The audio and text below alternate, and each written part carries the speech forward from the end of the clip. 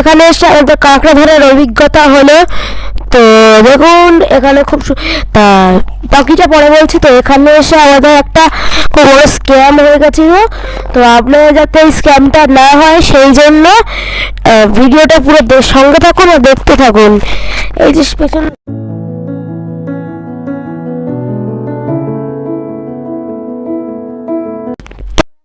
যাচ্ছি মোহনার দিকে। তো আমরা শুনেছি যে মোহনা খুব ভালো সানরাইজ হয়। অবভিয়াসলি সবাই এটা বলে।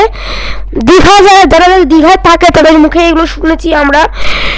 তো এইবারে আমরা মোহনার দিকে যাচ্ছি, কিন্তু আমাদের সানরাইজটা হয়ে গেছে। মোহনার সানরাইজটা আমি দেখতে পাবো না কিন্তু সুরে। তো মোহনায় আমিও যাচ্ছি এবং আপনারাও যাচ্ছেন আমাদের সঙ্গে মোহনাতে। তো এবারে একটা কথা বলি, যারা এই পর্দার ওই দিকে আছেন তারা একটা করে লাইক করে দেবেন এবং নতুন বন্ধুরা একটা করে সাবস্ক্রাইব করে দেবেন।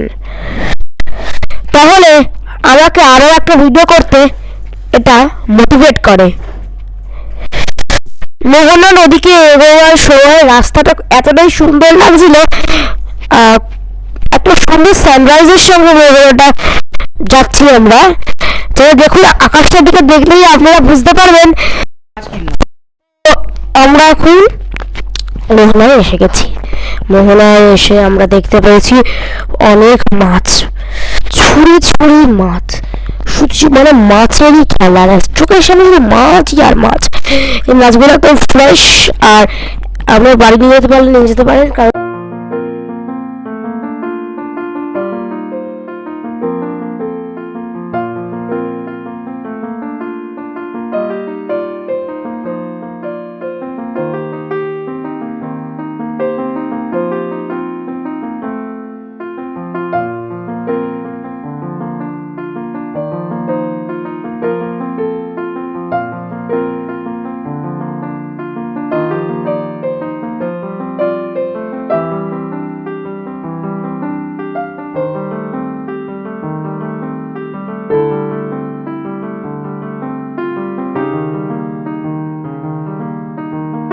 আপনারা যদি জেনে থাকেন তাহলে কমেন্ট বক্সে বলবেন। আর এই যে এই মাছটি আমরা দেবো, এই মাছটিকে আমরা নিয়েছি। তো এটা কি মাছ আপনারা যদি কেউ জেনে থাকেন কমেন্ট বক্সে লিখবেন। আর যেটা আমি বললাম যে সমুদ্রের মাছে কি থাকে সেটা যদি জেনে থাকেন তাহলে সেটাও কমেন্ট বক্সে লিখবেন, ঠিক আছে? তো এখন দেখুন এটাকে ভালোভাবে প্যাকিং করে দেওয়া হচ্ছে আমাদের জন্য। তো এবার যাবো আমরা আমাদের একটা ব্রেকফাস্টের জায়গায়। তো আমি চলে এসেছি ব্রেকফাস্টের জায়গাতে।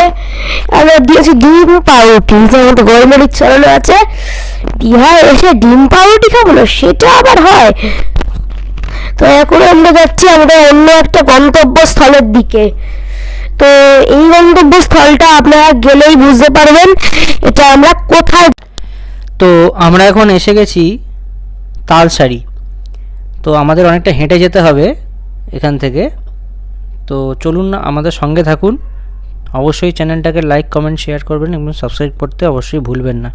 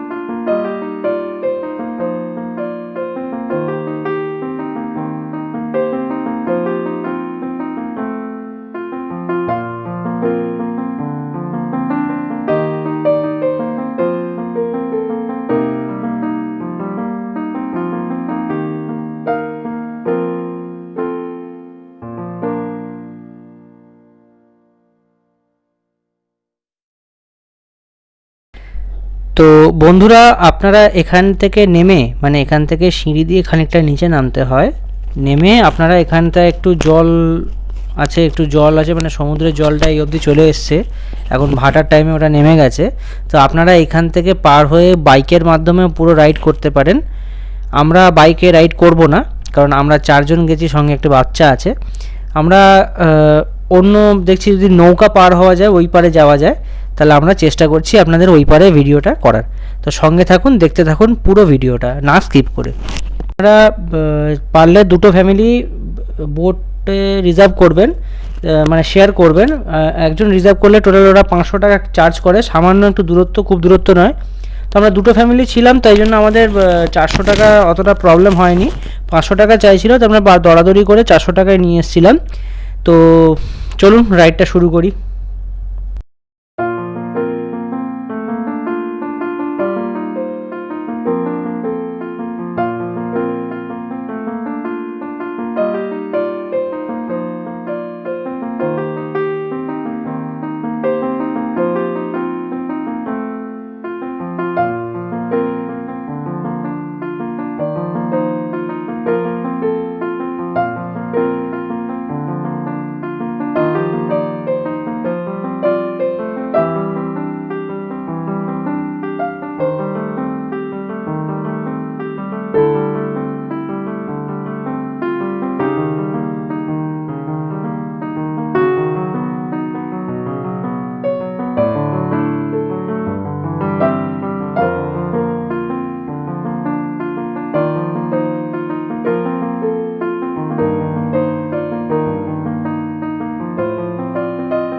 তো বন্ধুরা অবশেষে আমরা পৌঁছে গেলাম তালসারির এই প্রান্ত থেকে ও প্রান্তে।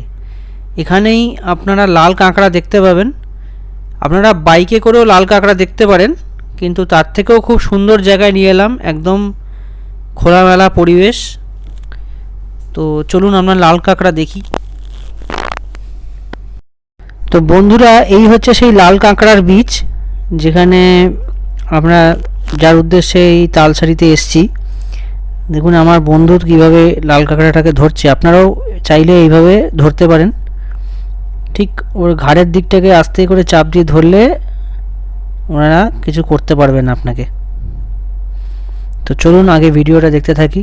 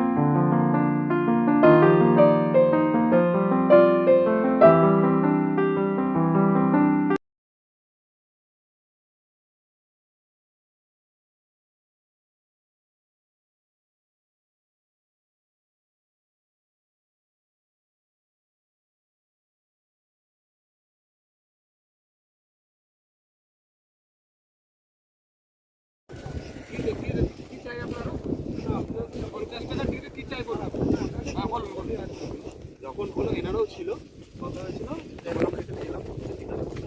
মোহনার ওটা দেখানো হবে 500 টাকা। আপনারা হয় রিজার্ভ করে যাবেন, না হলে শেয়ার করে যেতে পারেন। ঠিক হলো, শেয়ার করে গেলে আমি জিজ্ঞাসা করলাম কত টাকা, আপনি বললেন 50 টাকা। ইউটিউবার গেলাম, শুধু ওইটুকুনি দেখানো হলো, শুধু ওইটুকুনি দেখানো হলো, মোহনায় নিয়ে যাওয়া হয়নি। মোহনা কোথায়? আপনি তো বললেন ওটা তো আপনি মোহনা তালসারি যদি রিজার্ভ ছিল না বলে আপনি বললেন যে রিজার্ভ করে যাবেন, শেয়ার ছিল না। হ্যাঁ উনি তাই বলেছেন। কোথায় গেলেন? টিকিটে কোথাও লেখা নেই কতক্ষণ থাকবেন। ও ওখানে কি কোন রকম সে মানুষ কথাবার্তা বলুক ঠিকভাবে। যা পাল অপমান করলো আমাদেরকে। দেখুন আমরা তো টুরিস্ট দাদা, টুরিস্ট হলে তো কি হয়েছে? ও ডাকতে পারতো উনি। বলেছেন উনি হতেই পারে লেট, উনি কি একবার ডাকতে পারতেন? আমরা এমন হ্যাঁ ছিলাম না ওনার থেকে। তো আশা করি বন্ধুরা আপনারা বুঝে গেছেন যে আপনারা তালসারিতে গিয়ে একটা প্রবলেমে পড়েছিলাম। তো অ্যাকচুয়ালি মাঝি আমাদেরকে মানে এই পার থেকে ওই পারে আনার সময় খুব মিসবিহেভ করেছিল আমাদের সাথে। তো সেই নিয়ে আমরা ওদের ইউনিয়নের সঙ্গে একটু মানে কথা কাটাকাটি হয়ে গেছে। তো আপনারা একটু সাবধানে যাবেন, যাওয়ার আগে সমস্ত জিজ্ঞাসাবাদ করে যাবেন, মোহনা ঘোরাবে কি ঘোরাবে ভালো করে একটু জেনে যাবেন। এরপর আমরা চলে এসেছি এখন উদয়পুর বিচে। উদয়পুর বিচে আমরা একটু সমুদ্রর ফ্রেশ এয়ার নেব, এখান থেকে একটু মাছ ভাজা খাবো, খেয়ে তারপরে আমরা হোটেলে ফিরবো। তো চলুন ভিডিওটা সঙ্গে থাকুন, দেখতে থাকুন।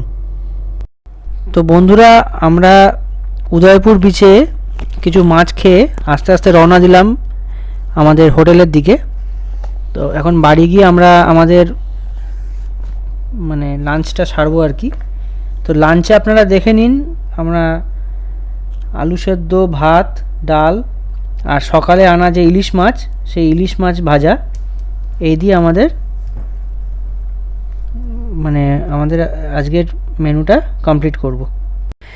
তো বন্ধুরা, দুপুরে আমাদের রেসিপি ছিল পান্তা ভাত, আলু ভাজা ও ইলিশ মাছ ভাজা, যেটা আমরা সকালে মোহনা থেকে নিয়ে এসেছিলাম, শরীর ঠান্ডা রাখার খাবার।